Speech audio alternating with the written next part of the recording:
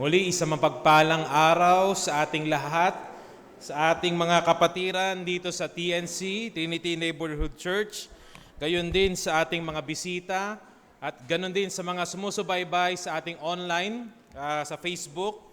We are welcoming you dito sa ating pagsamba sa umagang ito. Itong araw na ito ay napaka-importante, hindi lamang dahil sa espesyal na date, but rather ang kada araw ng linggo ay importante sa Panginoon. Hindi lang sa Panginoon, importante ito lahat sa atin. Kaya nga tayo nandito, nag-gather, we are coming together as a church to worship our Lord in spite of the current events sa ating paligid, sa ating society, sa ating bansa.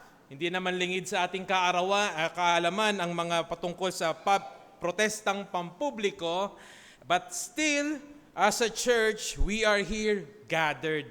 And we are prioritizing the day of the Lord. We are prioritizing the Holy Sabbath and the holy day of our Lord. So today, I encourage everyone, let us focus our minds to the worship of our Lord, for He is worthy to be praised. So bago tayo magsimula, nais ko lamang ipaalala yung ating mga may kaarawan, birthdays for this week. Unang-una si Roy Alegria. Happy birthday sa iyo. Birthday niya is September 24, this coming Wednesday. Susunod naman si Blessy Palacio. Happy birthday sa iyo, this coming Thursday naman, September 25. Kasunod din si si Ate Marina Garcia, September 26, Friday yung kanyang kaarawan. And finally, si Prof. Joel Cunanan, ang kanyang birthday ay September 27, Saturday. So mamaya, after this service, si Brother Jason, 25. Nakalimutan ko, sa Thursday din po, so marami tayong celebration. May pagpakain po ba tayo? Okay, so marami, after this service, batiin nyo sila ng maligayang kaarawan, advance happy birthday. At ganun din, I would like to remind everyone yung ating mga ministries, the ministry of TNC, of course, every Lord's Day today, every Sunday, we have our Sunday service, worship service that starts at 10 a.m. hanggang 12. Then after that, we have our lunch fellowship. So afterwards, yung aming mga visitors, we are inviting you to spend time with us, to have lunch with us, so that we can know you. You can also know the church, and you can have a good fellowship with one another. And also, after naman ng lunch, Sunday then, we have our prayer meeting. Our prayer meeting starts at 1 p.m. to 2:30 p.m. And of course, this week, ang ating beginners Bible class ay nagsisimula po ng Monday. So sa mga gustong matuto pa at makaalam ng patungkol sa Biblia at patungkol sa Reformed Theology, at maaari po tayong dumalo. Online lang ito, via Zoom. Pwede niyo pong hingin yung link sa ating deacons or even kay pastor. And also, every midweek, every Wednesday, we have our Bible study. Online din ito via Zoom. 8 p.m. po ito ginagawa. And of course, pwede rin kayo sumubaybay sa Facebook. Ito rin po ay binobroadcast. Of course, next week, meron po tayong Gospel Hour. Next Sunday, ito po ay magsisimula ng 2:30 p.m. So we can invite our friends, our family, so that they can hear the preaching of the Word of God and the Gospel of the Lord Jesus Christ. And gusto ko rin pong i-announce yung ating parating na event, yung ating Reformation Conference. Can we flash it on the screen? Yan. So bukas na po ang registration. Ang title po nito is Discerning Genuine Faith from its Counterfeits. Discerning Genuine Faith from its Counterfeits. So ito po ay gagawin this October 25.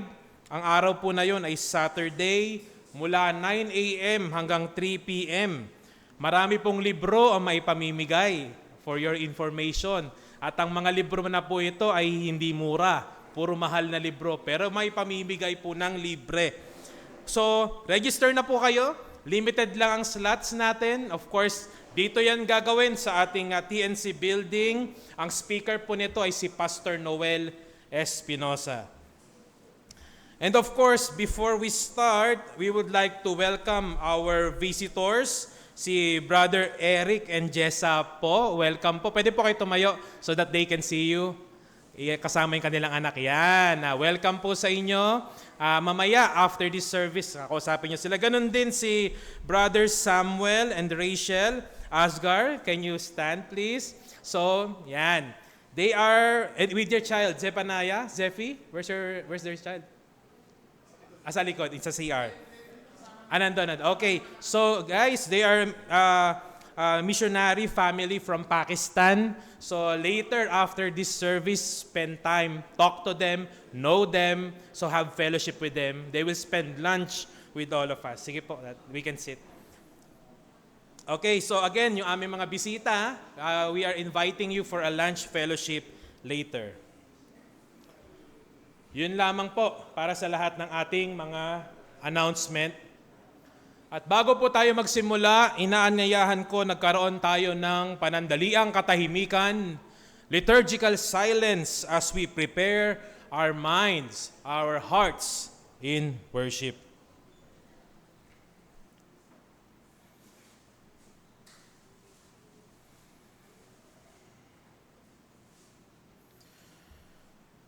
Para sa ating pagtawag sa pagsamba, ako ay tatawag mula sa awit o Psalm chapter 9, verse 1 to 8. Babasahin ko sa English version. Psalm chapter 9, verse 1 to 8. Sinasabi dito, I will give thanks to the Lord with my whole heart.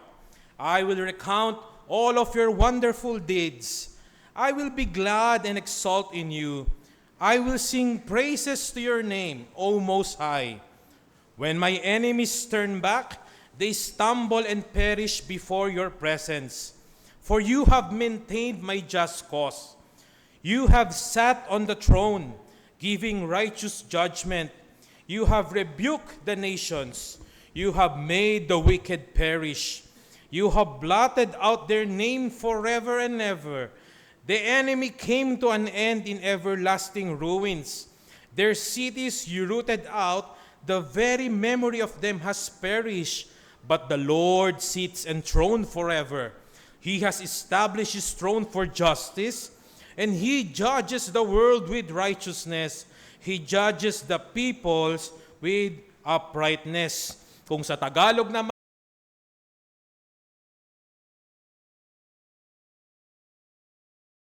sabihin sa lahat ang kahanga-hangang mga gawa mo. Ako'y magagalak at magsasaya sa iyo. O kataas-taasan, ako'y aawit ng pagpuri sa pangalan mo. Upang sa ating kaintindihan, ang psalmist dito na si David, siya ay puno ng pagpapasalamat. Ipinoproclaim niya yung kanyang thanksgiving and yung kanyang worship sa Panginoon.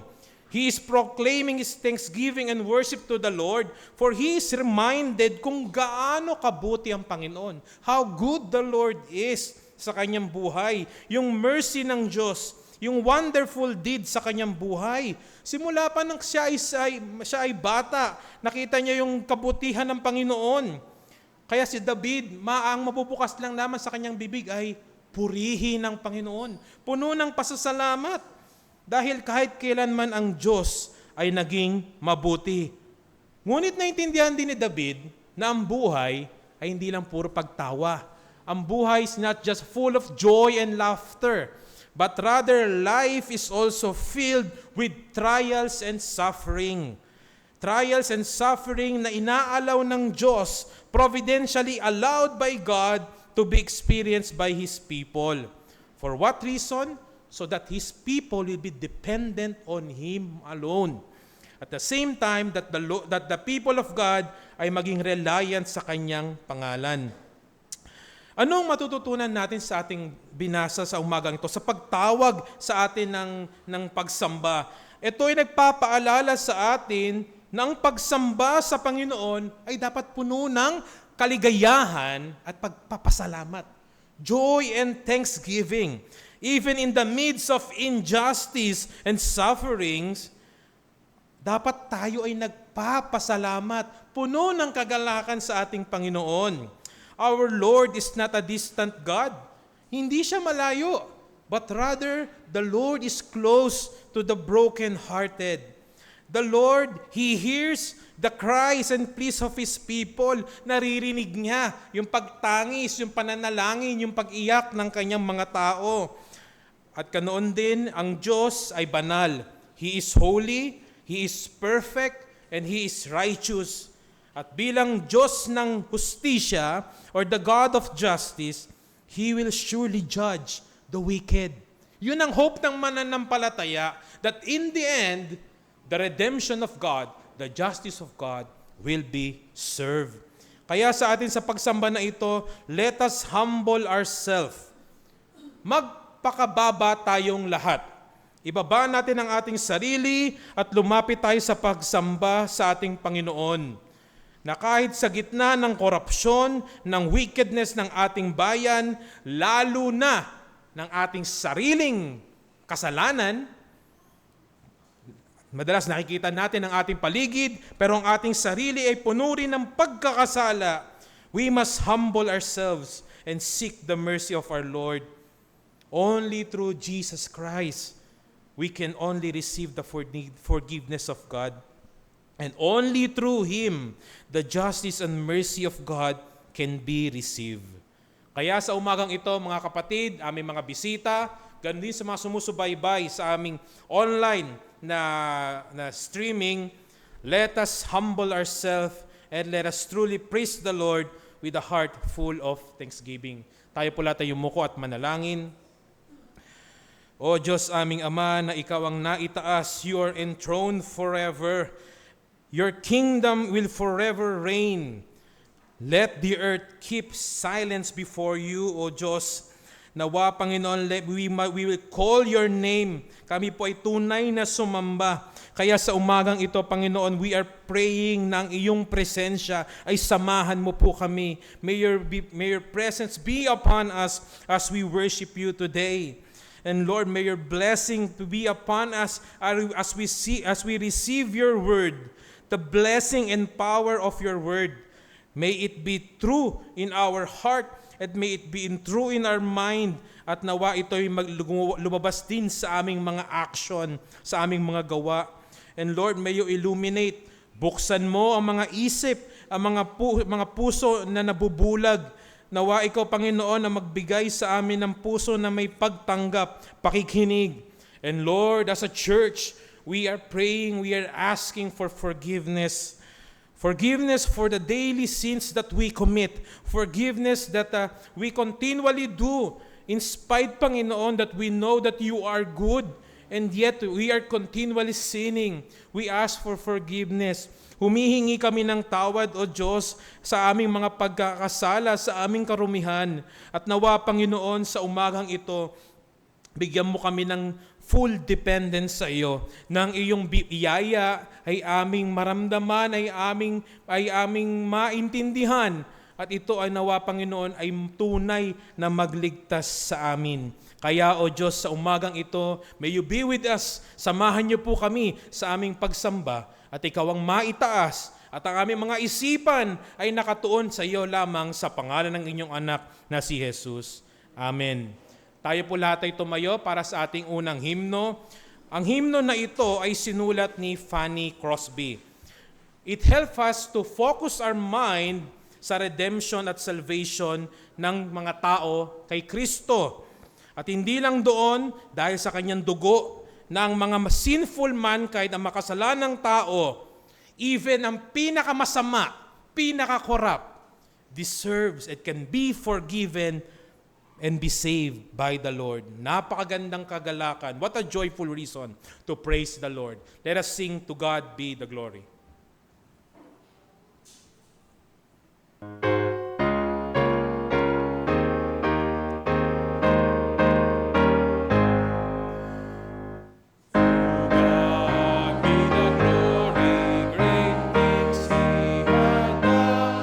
So now we are ready, yes,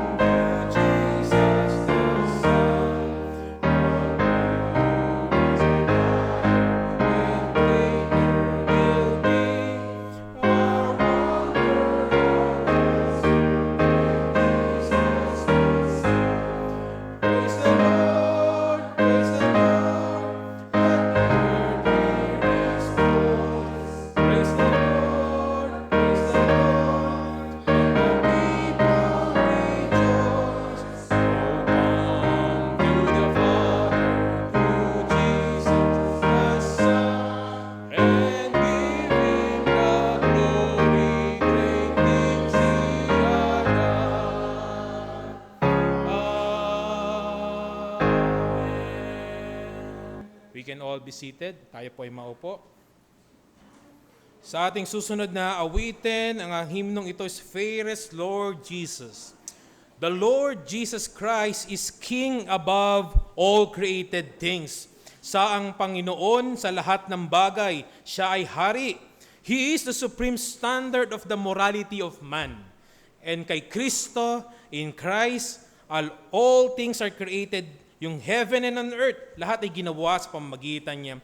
Whether thrones, earthly rulers, and authorities, all things are under His rulership. And all glory and adoration must be given to Him. Let us sing, Fairest Lord Jesus.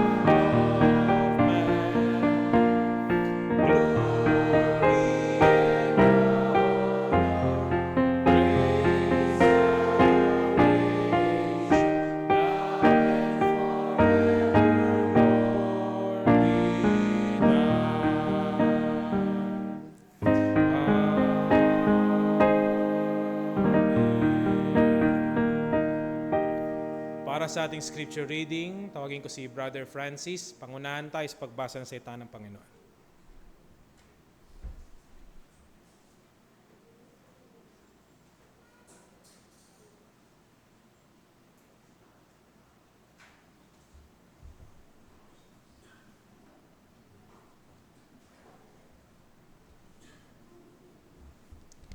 I invite everyone na samahan niyo akong buksan ang sipi ng inyong mga Biblia sa Mateo chapter 8, verse 1 to 17.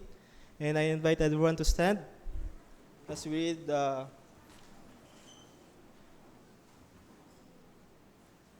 verse 1. Nang bumaba si Jesus mula sa bundok, sinundan siya ng napakaraming tao at lumapit sa kanya ang isang kitongin at lumuhod sa harap niya na nagsabi, Panginoon, kung ibig mo ay malilinis mo ako. Inuunat ni Jesus ang kanyang kamay at hinawakan niya ito na nagsasabing, Ibig ko, maging malinis ka. At nalinis ka agad ang kanyang ketong. At sinabi ni Jesus sa kanya, Ingatan mong huwag sabihin kanino man, kundi humayo ka, magpakita ka sa pari at ihandog mo ang kaloob na ipinag-utos ni Moises bilang patotoo sa kanila. Pagpasok niya sa Capernaum ay lumapit sa kanya ang isang centurion na nakikiusap sa kanya at nagsasabi, Panginoon, ang aking alipin ay nakaratay sa bahay, lumpo at lubhang siyang nahihirapan. Sinabi niya sa kanya, pupuntahan ko siya at pagagalingin. Ngunit sumagot ang centurion at sinabi, Panginoon, hindi ako karapat-dapat sa iyo na puntahan mo ang aking bahay. Ngunit sabihin mo lamang ang salita at gagaling ang aking alipin. Sapagkat ako ay isang taong nasa ilalim ng otoridad na may mga kawal. Na nasa ilalim ko, sinasabi ko sa isa, humayo ka, at siya ay humahayo. At sa iba naman, halika, at siya ay lumalapit. At sa aking alipin, gawin mo ito, at ginagawa nga niya. Nang marinig ito ni Jesus, ay namanga siya, at sinabi sa mga sumusunod sa kanya, katotohanang sinasabi ko sa inyo, kahit sa Israel man ay hindi ako nakatagpo ng ganito kalaking pananampalataya.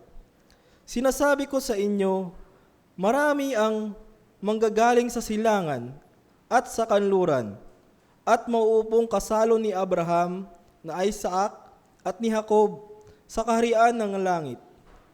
Ngunit ang mga anak ng kaharian ay itatapon sa kadalimang nasa labas. Doon nga ang pagtangis at pagngangalit ng mga ngipin. Sinabi ni Jesus sa centurion, humayo ka na, mangyayari para sa iyo ang ayon sa iyong pananampalataya. At gumaling nga ang alipin ng oras ding iyon.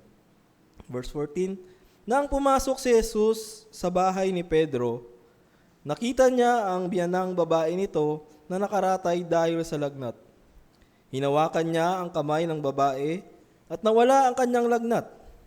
Bumangon siya at naglingkod kay Jesus. Nang gabing iyon ay dinala nila sa kanya ang maraming inaalihan ng mga demonyo. Pinalayas niya ang mga espiritu sa pamamagitan ng salita at pinagaling ang lahat ng mga may sakit. Ito ay upang matupad ang sinasabi sa pamamagitan ni Propeta Isaias. Kinuha niya ang ating mga sakit at pinasan niya ang ating mga karamdaman. Kakaupo na po tayo. Maiksing paliwanag lamang po sa ating nabasang mga talata.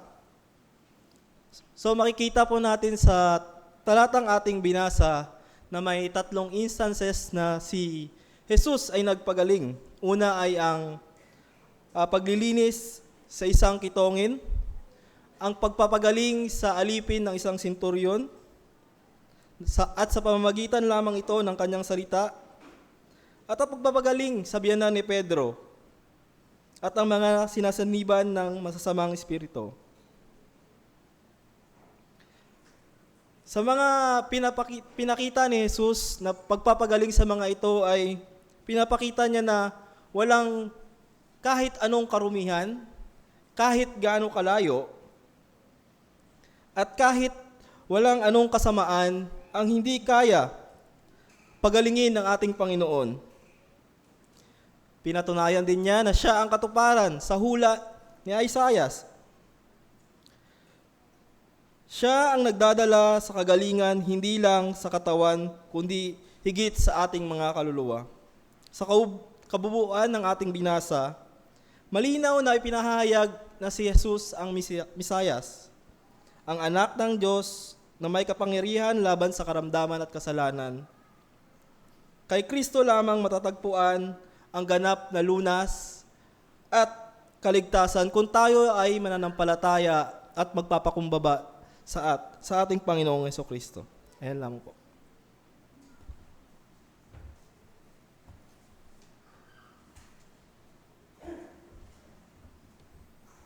Maraming salamat, Brother Francis, sa pagbasa ng salita ng Panginoon. Tayo naman po ngayon ay dadako sa ating offering, sa ating pagbibigay sa ating Panginoon. So let me ask our ushers to assist the congregation for the giving of our tithes and offering. Indeed, napakalaking pribilehiyo ito na magbigay sa Panginoon, hindi dahil na kailangan niya ng pera, but rather this is an act of worship to the Lord. And this is for the use, for the sustenance and practical needs of the church, for the expansion of God's kingdom to the ministry of the word, pagpoproklama, pagtuturo, pag-evangelize, at mga misyon. Nawa ang Panginoon ay patuloy na maitaas sa ating pagbibigay at siya lamang ay maitaas even in our financial needs.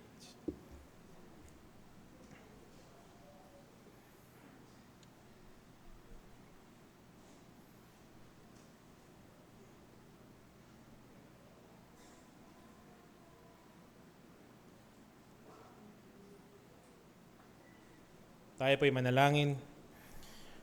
O Diyos Ama, kami po ay nagpapasalamat, Panginoon, na Ikaw ang nagsusustain sa lahat ng bagay. Even ang aming mga pagising sa umaga, ang aming pagpasok sa trabaho, even yung karunungan ng ang pagnenegosyo, karunungan sa pagtatrabaho, Ikaw, O Diyos, ang nagbibigay sa amin ng lahat ng ito. And Lord, with that, we are thankfully returning, Panginoon, ang dapat na para sa iyo.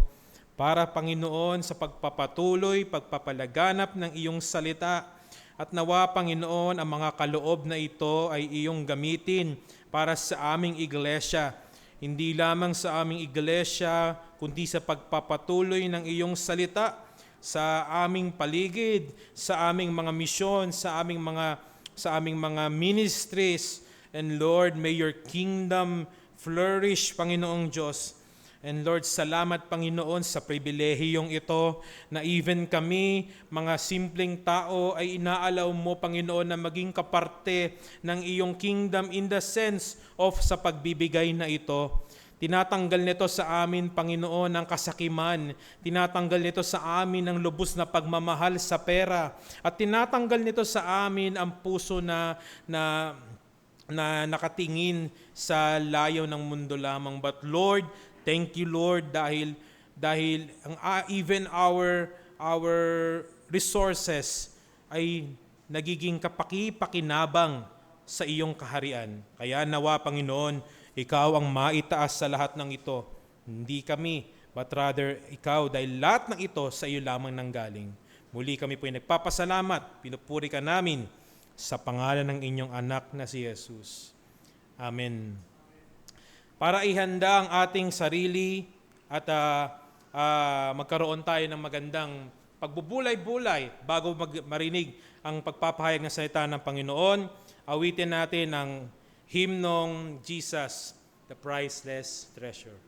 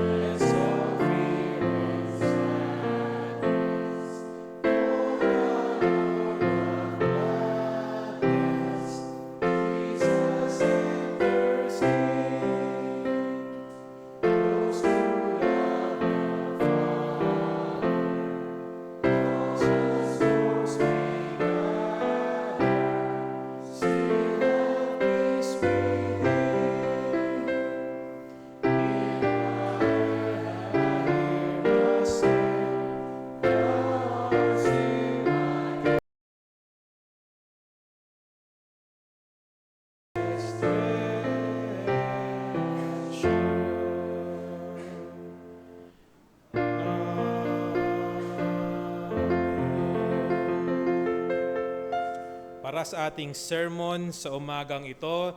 Ang aking babasahin, ang text na mamumula sa 1 Timothy chapter 6, verse 6 to 10 and 17 to 19. 1 Timothy chapter 6, verse 6 to 10 and 17 to 19. Sabi dito, "But godliness with contentment is great gain, for we brought nothing into the world, and we cannot take anything out. With this we will be content. But those who desire to be rich fall into temptation, into a snare, into many senseless and harmful desires that plunge people into ruin and destruction. For the love of money is a root of all kinds of evils. It is through this craving that some have wandered away from the faith and pierced themselves with many pangs." Verse 17. "As for the rich in this present age, charge them not to be haughty, nor to set their hopes on the uncertainty of riches, but on God, who richly provides us with everything to enjoy. They are to do good, to be rich in good works, to be generous and ready to share, thus storing up treasures for themselves as a good foundation for the future, so that they may take hold of that which is truly life." Tawagin ko po si Pastor John.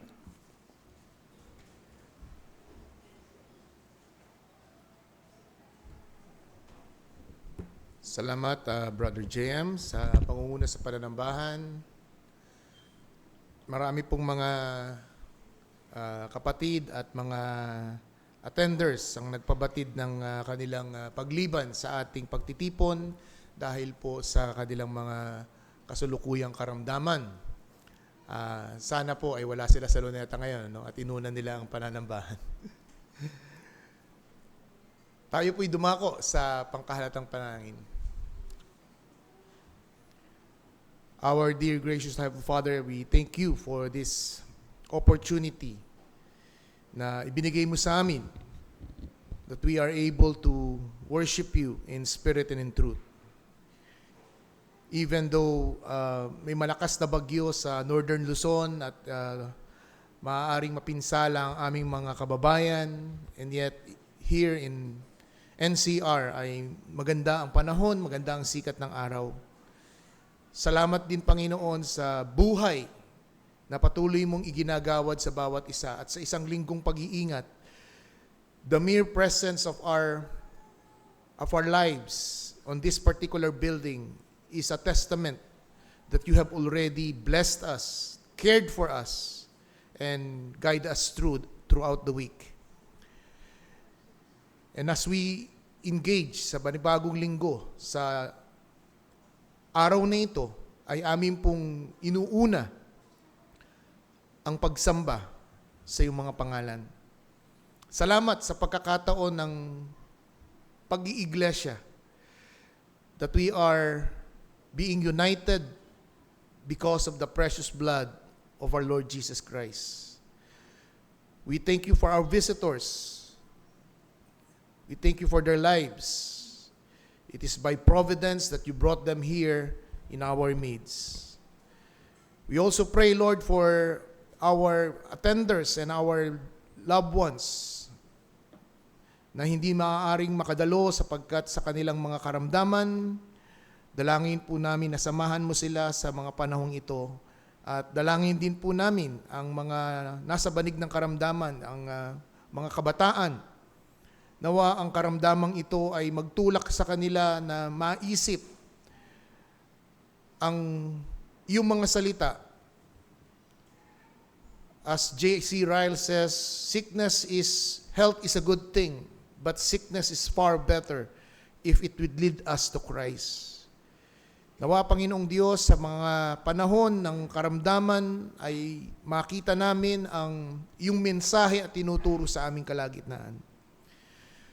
We also pray for our friends and churchmates and regular attenders who are going to celebrate their birthday this week. Salamat po sa panibagong taon na ipinagkaloob mo sa kanila. Si Roy, si Jerry kahapon, si CJ, si Jason, si Ate Marina, si Blessy, si Professor Joel. Tunay nga, Panginoong Diyos, na maraming salamat sa panibagong taon na ipagkakaloob mo sa kanilang buhay. Dalangin din po namin na kayo po ang patuloy na tumulong sa kanila sa mga hangarin at plano nila sa buhay. At higit sa lahat, Panginoong Diyos, amin pong itinataas ang aming kaisa-isang bansa. Batid mo, O Diyos, ang kalagayan ng aming bansa at sa direksyon itong tatahakin. Tunay nga na hindi na may kukubli ang korupsyon na nangyayari sa aming bansa. At ito ay isa pa lamang sa ahensya ng aming pamahalaan. How much more sa iba pong mga ahensyang hindi nabubunyag at nabubulgar. May we pray that this opportunity to make a change, to make some reforms, ay tunay ngang kasangkapanin mo sa mga pangyayaring ito. And above all, we would like to pray for your word in our midst, particularly in relation to what's going on in our country. That people are loving for money, and this is one of the root to wickedness, to evil. May your word guide us to the direction according to your will. In Christ's name we pray. Amen. Last Lord's Day, we have discussed the issue about righteous leadership that builds a nation. However, sin is a reproach. When sin is reigning in a nation, it destroys. People are groaning.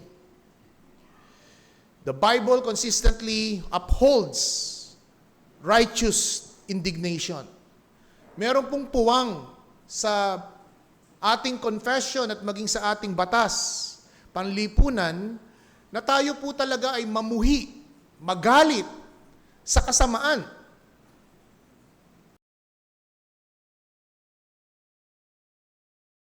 Upang magpatupad ng righteousness and just governance. As a caution, as a Christian citizen of this nation, you are in freedom, in liberty to express your opinion.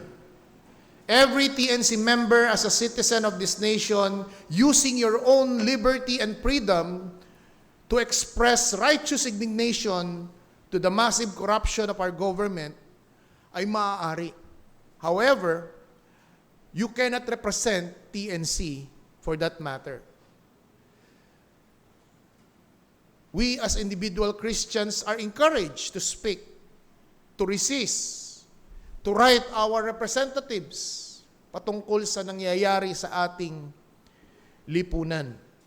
However, as a collective church, as an institution, the church is duty-bound as a spiritual institution to call, to teach, to rebuke sin, and to pray for our leaders, and not necessarily.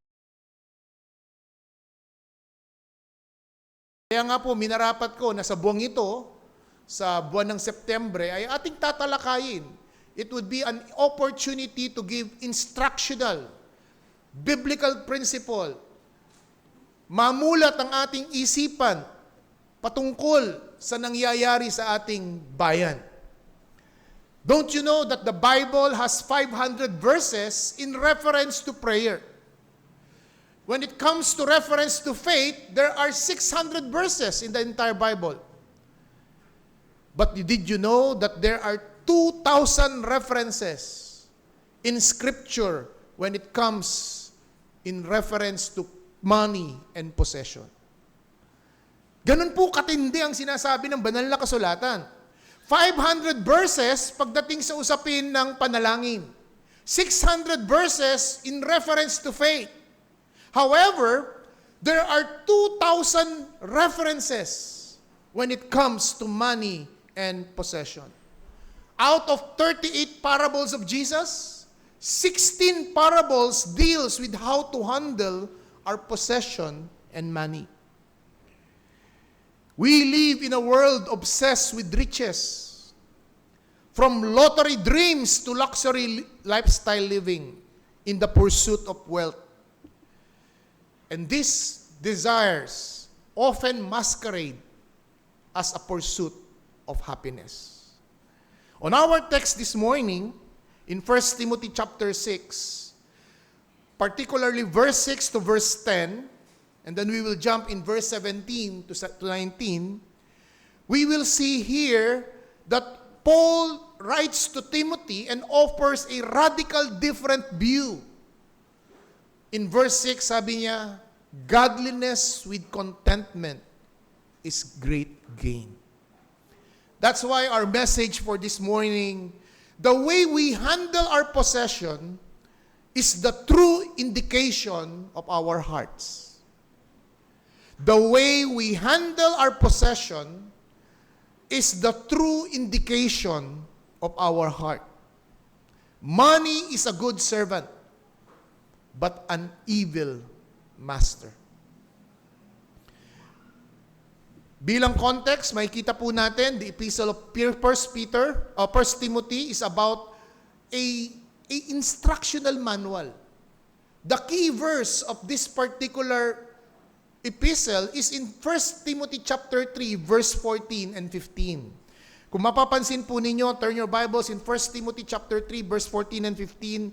This is the key verse of the entire epistle. I hope to come to you soon, but I'm writing this thing so that if I delay, you know how you ought to behave in the household of God, which is the church of the living God, the pillar and buttress of the truth. Ang intensyon ni Apostol Pablo ay gusto niyang pangunahan na siya ang magpapatupad ng kanyang mga instruction kay Timoteo. And that's the reason why in chapter 2, you will find instruction in praying about the nation, about praying about all people, praying about the leaders, the decorum of the women on the later part of chapter 2. And then on chapter 3, we will see here the qualifications of the church officers, the elders, the deacons. Chapter 5, you see the instruction who are to be considered widows, supporting widows, and also elders. And here we come on chapter 6. It's about false teaching and then the aspect of finances. So here we will see here that this particular chapter is a chapter about instructing Timothy how to teach his people in Ephesus regarding finances. And there are three things that I would like to hammer out in this particular sermon. First is the caution of loving money. Verse 6 to 10, it's very evident. There is a caution given by Apostle Paul of loving money. Secondly, there is the call to the wealthy. Verse 17 to verse 19. And thirdly and finally, Christ is the true treasure. Christ is our true treasure. Lord willing, ito po ang tatlong bagay na gusto kong pagbigyang diin natin sa ating pag-aaral sa umagang ito. First and foremost, wag ho nating kalimutan at wag din nating mamali that Paul does not condemn money. Nowhere you will find in this particular text that he is condemning money. He does not condemn having it because this is part of our livelihood. It is part of living. It is part of our monetary system. Paano tayo mabuhay? Paano tayo magkaroon ng kalakaran sa ating pamumuhay? Hindi niya kinokondem ang pananalapi. Ang kinokondem ni Apostol Pablo is loving it. It is not money is the root of all evil. It is the love to money that is a root of all evil. It is one of the roots. Yung pong article na da ay mali, no? Mali po yung typo error. It should be a root of all evil. It is one of the root. Loving money is one of the root. The way it is said in Hebrews chapter 12, verse 15, that root of bitterness is also a root of evil. Pride is also a root of evil. Selfishness is a root of evil. So dito po makikita natin, dito sa verse na ito, hindi po definite article. It should be a. As you going to check again your text in verse 10, a root of all evil. Makikita natin dito, sinasabi ni Apostol Pablo, instead of loving it, Paul endorsed what? In verse 6, contentment. Biblical contentment is a spiritual state of peace. It is a biblical state of satisfaction, trusting in God's provision and purpose. Because contentment is not rooted in possession, status, or comfort, but contentment is rooted in the unchanging character of God. That's why Paul says in verse 6, ito ay isang grace, isang biyaya na nadidevelop, lumalago. Ito ay isang bagay na pwedeng matutunan.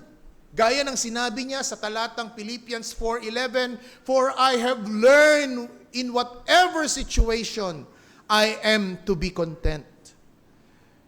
The author of Hebrews in chapter 13 verse 5, "Keep your life free from the love of money and be content with what you have." Again, the word love is there. It is loving money is one of the roots of wickedness, of evil. And then Paul continue in the verse 6 and 7 and verse 8, sinabi niya doon that there is the temptation. Those who crave riches falls in leads to compromise. And compromise leads to destruction and eventually to spiritual decay. Ito pong katotohanan ito ay hindi lamang po sa aspeto ni Pablo. Even in the Old Testament, the wisest and the richest king of Israel has something to say about the issue about money. Turn your Bibles in Ezekiel chapter 5. Ezekiel chapter 5, verse 10. Ano po ang payo ni Haring Solomon patungkol sa usapin ng paksa ng perang ating tinatalakay? Verse 10, "He who loves money will not be satisfied with money, nor he who loves wealth with his income. This is also vanity." So kung iniisip nyo mga kabataan, kayo mga young professionals, you have a particular certain goal. Now if you said, I have just my 2 million, I'll be at peace, I'll be satisfied. Hindi pa pwede. When you set your heart on a particular figure, and when you reach that figure, the tendency is, you will crave for more. Because, yun ang sabi dito ni Solomon eh. He who loves money will not be satisfied with money, nor he who loves wealth with his income. In the very first place, na-experience na ito ni Solomon. Kaya nga, bilang payo niya, sinasabi niyang, huwag ninyong hangarin. Another words of wisdom, Proverbs 23, verse 4. Proverbs chapter 23, verse 4. Do not toil to acquire wealth. Be discerning enough to desist. That's why, yung dunong na ginawa ng Diyos yung wisdom ng work family, and rest. Yung creation order ng Diyos na sa loob ng isang linggo, meron kang dapat gawin na 3 bagay. Pagtatrabaho, pagpapamilya, at pagsamba.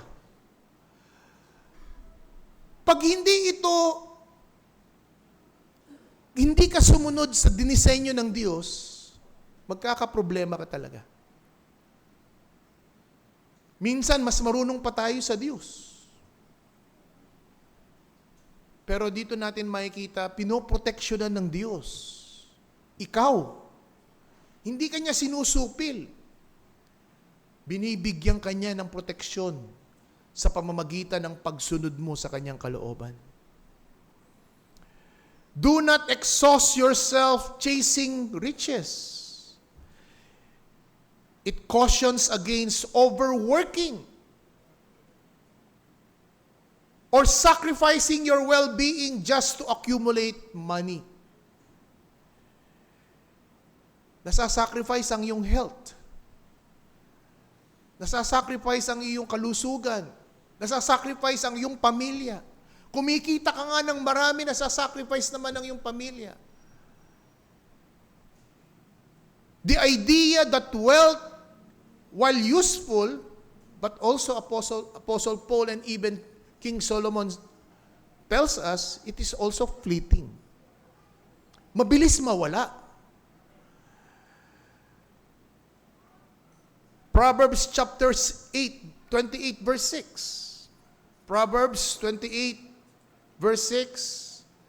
Better is a poor that walks in his uprightness than his rich man who is crook in his ways. Does it lingers with our contemporary issues right now? Is this verse lingers right now? Those politicians, those contractors, the DPWH officials being linked with this massive fraud control fund corruption. Mind you, isang ahensya pa lang ito ng gobyerno. Yun ang malungkot dito eh. Yun yung nakakapanggalaiti. Bakit? Biro mo, bilyon-bilyon. Isang ahensya pa lang ng gobyerno. How about DNR? How about Department of Health? How about Department of Education? Kaya tama yung sinasabi ng mga kababayan natin. Hindi mahirap ang bansang Pilipinas. We have all the natural resources. Pinaplunder lang talaga ng mga nanunungkulan ang ating natural resources. And that's what we see here in our text. Because of their love for money, it is the root of all kinds of lies and evil. If you are watching the Senate, if you are watching the iba, yung subordinate, umaamin na eh. Nagsusoli na nga ng 16 million luxury car. At willing niyang ibalik. Yung hepe niya, ayaw umamin. Iyo ba? Nakalulungkot. Para rin yung isang senador na involved dun sa case ni Jane Napoles. Sino tinuturo niya? Yung chief of staff ko. So yung chief of staff ko nakulong. Siya ngayon, nakulong sandali, ilang taon, nakalaya, nanalo pa.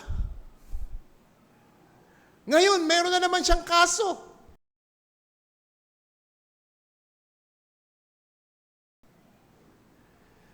Again, let's take note. It is the love of money. Not money per se. But it is the love of money is a root of all kinds of evil. Is it because of the love of money, families are divided? Look at the politics in Makati. Magkapatid yung naglalaban. Bakit maraming mga pamilya ang nasisira They have silvering library in due to inheritance when their parents died. Sad to say, we must admit, even in the realm of spiritual institution, such as church or religious organization, financial fraud happens. By the way, hindi po ikinubli ng Biblia ang mga ganitong klasing kasalanan. As a matter of fact, the Bible is full of examples that those who fall in the trap towards the love of possession or money falls. Achan, Joshua chapter 7, they were forbidden to take treasures from the spoils of Jericho. But Achan coveted, saw silver, gold, and pine robe. And this sin brought Israel's defeat and personal destruction. Judas Iscariot, he betrayed Jesus for 330 pieces of silver. Later on, as an outcome, an overwhelming guilt, he took his own life by hanging himself on the tree. This is a story, a chilling reminder that even the close proximity of Jesus, hindi immune sa corruption of power of greed. Hindi porket kasama niya ang Panginoong Kristo for 3 years, for 3 long years, protektado yung kanyang puso sa kasakiman. Hindi. Remember the rich young ruler na lumapit sa Panginoon?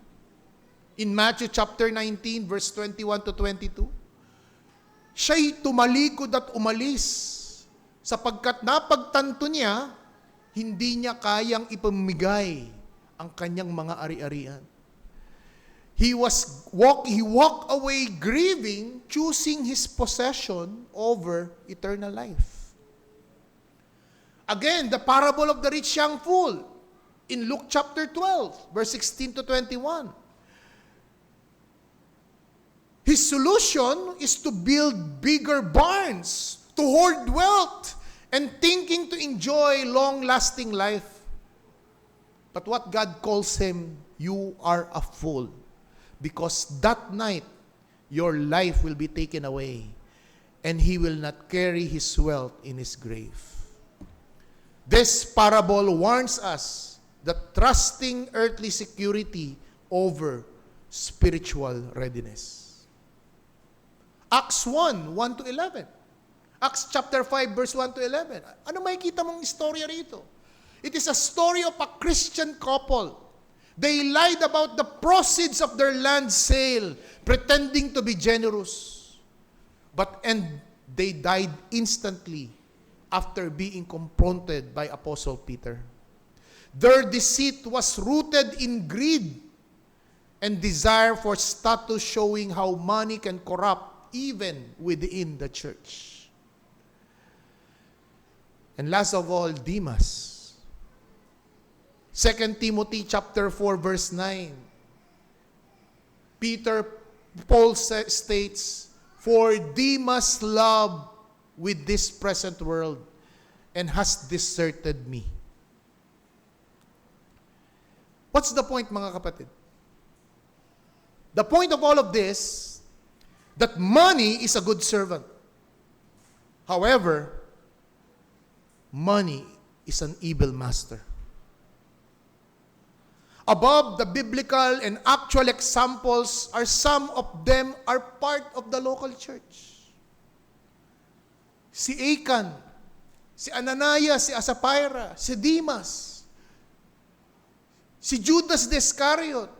Lahat ng mga ito ay mga nasa loob ng isang religious community. And yet they were tempted, they were lured by lured by their lust and passion for the world. How much more people who do not fear the Lord? Di ba? Kung pwede pala itong mangyari sa akin, mangyari sa inyo, na regularly dumadalo, kabilang sa isang spiritual community, sa isang iglesia, nahulog sa mga ganitong klaseng uri ng patibong, how much more ang mga taong walang takot sa Diyos?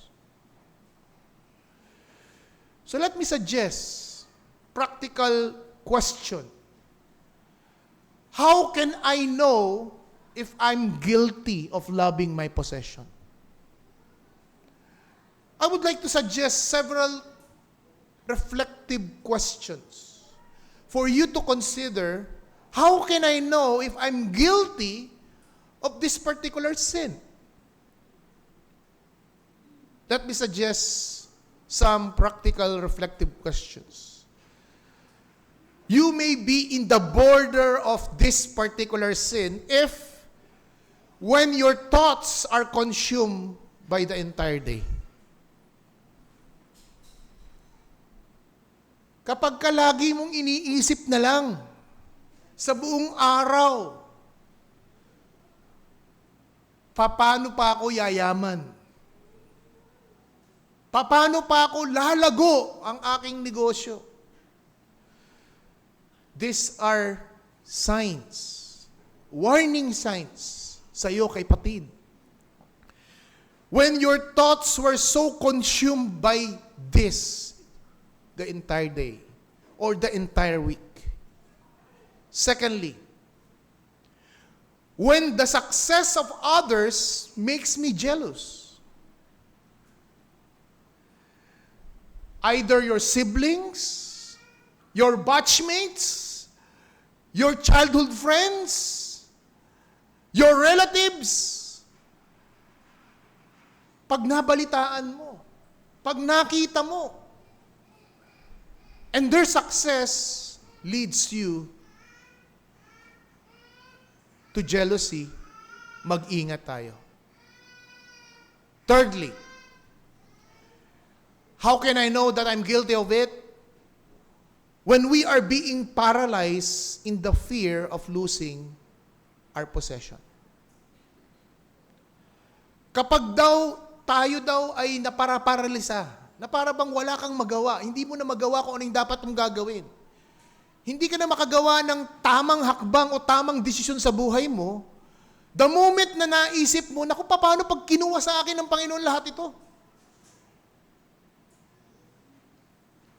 When you are being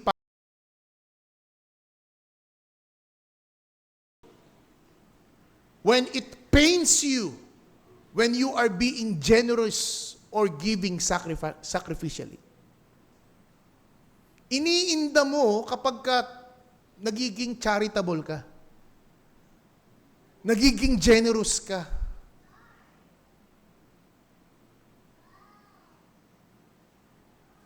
And lastly, when I define the word success with what I have materially and financially rather than defining success of what I have in Christ. Kapag ang definition mo daw po ng success ay nakatuon dito sa mga material na bagay na ito at hindi mo nakita ang katagumpayan ng iyong buhay dahil sa kalagayan mo kay Kristo. Because forgiveness of sin, salvation from the eternal wrath of God, the newness of life, godly living, comes out from our union with Christ. Dahil sa pakikipag-ugnayan mo kay Kristo, dahil sa relasyon mo kay Kristo, hindi na mapapahamak ang iyong kaluluwa sa impyerno. And yet, hindi mo siya kinikilalang kayamanan. Hindi mo siya nakikitang mahalaga. Kaya there is something you need to examine sa mga aspetong ito. Secondly, matapos nating makita at mahimay-himay yung unang bahaging caution towards our love for money, secondly, there's the call for the wealthy. Look at verse 17. Let's go to our text, 1 Timothy chapter 6, verse 17 to 19. As for the rich in this present age. So dito makikita natin, siningle out niya, no? Siningle out niya the word present age. You know, this language of present age is a eschatological vocabulary. It is about this present age na pasira, na makasalanan, na pawasak, and the age to come, which is yung paparating na panghako that took place in the first coming of Christ. At yun po yung nagsanib. The age to come ay nag-invade dito sa present age. And they are in tension, they are in conflict. Parehas po itong nangyayari. But Paul says, your riches, your wealth is in this present age. Anytime pwedeng mawala. Anytime pwedeng bumagsak. Anytime pwedeng manakaw. In our digital age right now. Diba? Kaya nga, ang ating mga bangko padala sa atin ng text. Never ever give your OTP. Diba? Because napakadaling mawala. And here we see that Paul is charging them not to be haughty, not to be proud. And that's the problem of the Vizcayas right now, right? Sila gumawa ng sarili lang problema eh. Di ba magpa-interview ka? Ipagkalandakan mo na you have 38 luxurious cars. Nasabihin mo na, jumakpat kami nung pumasok kami sa DPWH, ang laki mo palang katangahan eh. Di ba? Ngayon hindi sila makatulog. Humarap sa Senado, magkaiba ng script ng sinabi. May meeting, may sakit. Kita mo yung kawala ng sound mind. That's why our Secretary Vince Dizon, anong sinabi niya? Mga hayop yung mga yan. Hindi na sila sound mind mag-isip. Yun po yung sinasabi dito. Do not be haughty. Do not be proud. Do not set your hopes to uncertainty of riches, but on God who richly provide with us everything to enjoy. And Paul turns them to redirect their hopes that do not trust their riches, for it is uncertain. But instead, anong sabi doon? Trust in God who richly provides. That is a very beautiful, a very important verse. A very important phrase in that verse. Who richly provides. Na ang sabi dito but on God who richly provide us everything to enjoy. Sino daw ang dapat pasalamatan? Sino dapat ang kilalanin? Sino dapat ang itanghal? Kung ikaw man ay pinagpala financially, materially, or intellectually, the God who richly provide.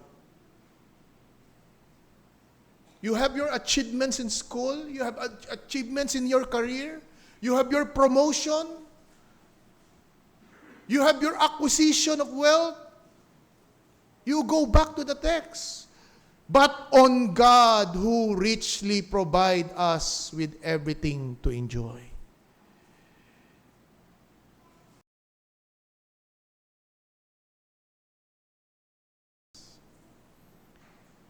And Paul continues to be rich in good works. Be generous. Generosity is the currency of heaven. Share, serve, and bless others. By doing so, you are storing up eternal treasure by living generously. We have again biblical examples na nagsumunod sa ganitong prinsipyo. Solomon, he used his wealth to build the temple of God. Hezekiah, he used his wealth to make spiritual reformation in Israel. Joseph of Arimathea, a wealthy member of Sanhedrin, donated his tomb, his own personal tomb, for the burial of the body of our Lord Jesus Christ. Si Zacchaeus, when he was converted, willing siyang mawala lahat. Sapagkat yung kalahati, ano sabi niya?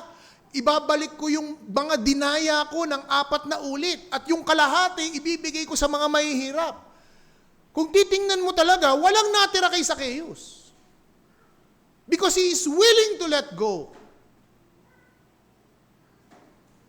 Lydia, in Acts chapter 16, a wealthy businesswoman, when he come to know the Lord, when the Lord opened his heart, he is the first convert of the church in Europe. But after his conversion, ayaw niyang paalisin si Pablo at ang kanyang missionary team. Lumagi muna kayo rito kaysa wala kayong tutuluyan sa labas. Kaysa gagastos pa kayo. Let me serve you. Let me minister to you. Si Barnabas, he sold his land and gave the proceeds to the support of the early church. The centurion, he funded building the synagogue for the Jewish community and demonstrated reverence for God. And the women, Luke chapter 8 verse 3, and the women who are supporting Jesus, including Mary Magdalene, Joanna, Susanna, who supported Jesus' ministry financially. Well, isang maliwanag na application na ito, mga kapatid. Be a good and faithful steward of your finances. Be a good and faithful steward of your finances. Because through your finances, you can be used by God for the expansion of His kingdom. They are to do good. They are to be generous. They are to be ready to share, storing up treasures in heaven. Again, let us remind ourselves, if we are in this status, it is God who richly provide us. We should trust God, who is the one who provide us these things. Therefore, mga kapatid, treat your money as your servant, not as your masters. Whether you have little or much, your resources, your financial resources, is a tool, not a trophy. Use it for the glory of God and for the expansion of God's kingdom. Thirdly and finally, hindi lang natin makikita sa talata ang katotohanan na tayo'y pinag-iingat towards the love of money. Here we see not only the call for the wealthy or for the able, but thirdly and finally, Christ is truly our treasure. Just like ng inawit natin kanina, Jesus ought to be your priceless treasure. Philippians 3:8, ang sabi, I count everything as loss because of the surpassing worth of knowing Christ, Jesus my Lord. Colossians 2:3, which is in the phrase, in whom are hidden all the treasures of the wisdom and knowledge. Ang lahat daw po ng mga kayamanang nakatago, ang karunungan, na kanino? In Him. Na kay Kristo, mga kapatid. Si Kristo ang tunay na kayamanan, spiritually, intellectually, and relationship. Earthly riches will rust, will decay, will vanish. Yet Jesus only remains. Jesus can truly satisfy your soul eternally. Material things and money can give temporary comfort, but it will not give you eternal peace. Sa tingin nyo ba ngayon, nakakatulog ng maayos yung mag-asawang Diskaya? Siguro before, noong 2016, hanggang bago mabulgar ito, bago ma-expose itong in the middle of 2025, masarap ang tulog nila. Pero after all this expose, do you think they have the peace of mind? O baka na sobrang taas na yung elevated na yung kanilang mga stress hormones. Yung mga cortisols na yan. Di ba? Hindi ako magtataka, a year or two, mabalitang at namatay si ganito sa cancer. Eh di ba yan ang number 1 cause ng cancer? Stress.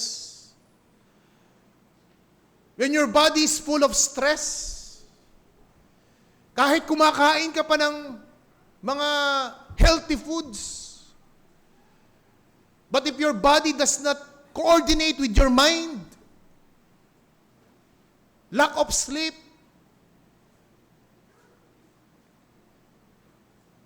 yung ating mga dormant cancer cells nagigising, nabubuhay because of stress. In conclusion, mga kapatid, what is the true riches? True wealth isn't measured by bank accounts, but true wealth is in faith, contentment, and generosity. Paul's message is clear. Let us not settle for counterfeit riches. Loving money, loving your possession is a counterfeit riches. But rather pursue godliness. Live generously and trust the one who gives us all things to enjoy. And that is the question. Are you trusting the one who gives? Pinagtiwalaan mo ba siya? Pinagpasalamatan mo ba siya? Nagpasakop ka ba sa Kanya? When Christ is our true wealth, we hold earthly treasures loosely. Yun po ang epekto.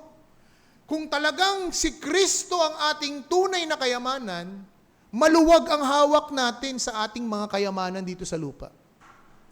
Sapagkat mahigpit ang hawak mo kay Kristo, maluwag. Ibig mong sabihin, servant ko to eh. I can let it go. Kaya nga di ba minsan may mga Kristiyano na kaya nilang talikuran ng mataas na pay, ang sahod, ang promotion. Kung natimbang nila na ang magiging cost naman ng aking financial improvement, ay mawawalan ako ng oras sa pamilya ko. Mawawalan ako ng oras sa iglesia.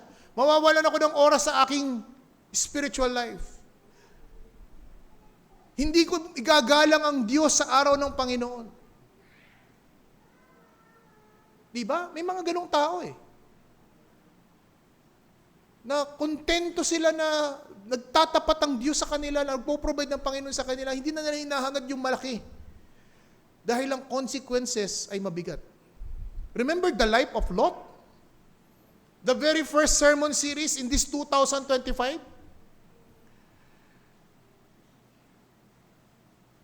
Dahan-dahang bumulusok si Lot spiritually.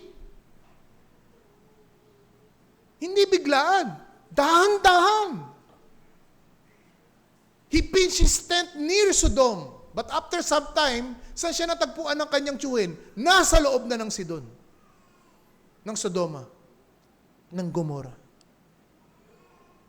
Mga kapatid, totoo ang katotohanan ito. Ang mga babala ng banal na kasulatan, ang babala ni Apostol Pablo, ang babala ni Haring Solomon. Therefore, the solution and the antidote is let Christ be your true wealth. Because when Christ is our true wealth, we hold earthly treasures loosely. Kaya mong hawakan niya ng maluwag.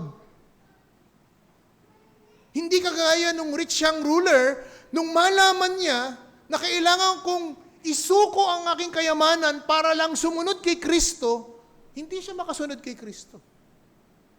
Kasi hindi niya kayang bitawan yung kanyang kayamanan. But true Christians do not chase wealth and riches of this world. A true, genuine believer, he pursued holiness, righteousness, knowing that our reward is eternal and sure. Kaya sukatin mo ang iyong sarili. Sukatin mo ang sarili mo sa katotohanan ng salita ng Diyos. And ask yourself, examine yourself. 2 Corinthians 13:5. Keep examining yourself. Are you whether in the faith? O baka akala mo lang? O baka nagpapanggap ka lang? Because a true Christian do not chase wealth and riches of this world, but rather a true Christian pursue holiness and righteousness, knowing our reward is eternal and sure. Tayo manalangin.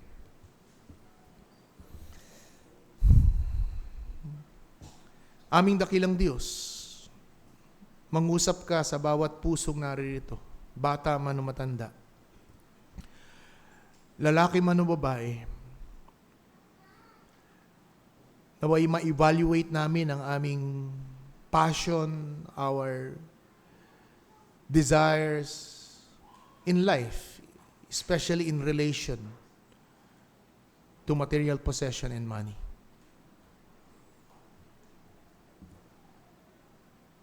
Indeed, the way we handle our possession is the true indication of our heart. May the Holy Spirit minister to each one of us. May He scrutinize. May He exposes the true condition of our heart. At kung makita namin, Panginoon, na kami nagkakasala, naway udyukan mo rin kami na lumapit kay Kristo. Ang mabago ang aming puso. Sa pangalan ng Kristo Jesus. Amen.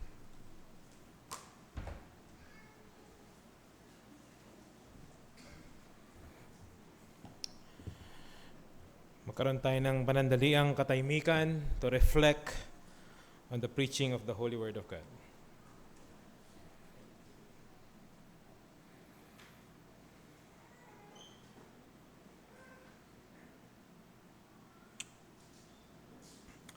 Tayo po lahat ay tumayo para awitin ang ating response hymn, Take My Life and Let It Be.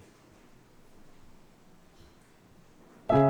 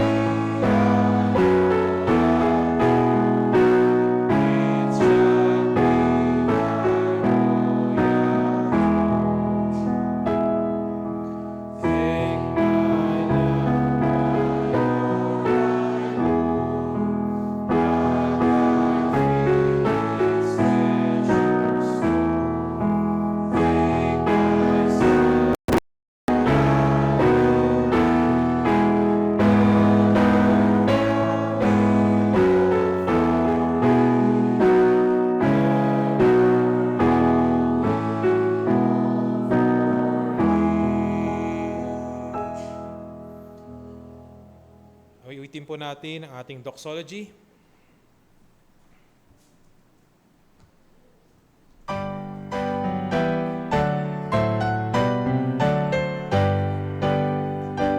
Praise God from all blessings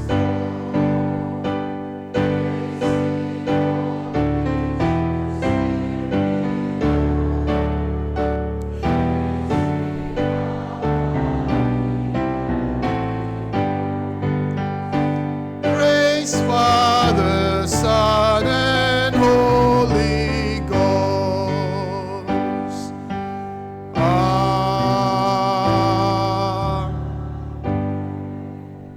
And now to him who is able to keep you from stumbling and to present you blameless before the presence of his glory with great joy.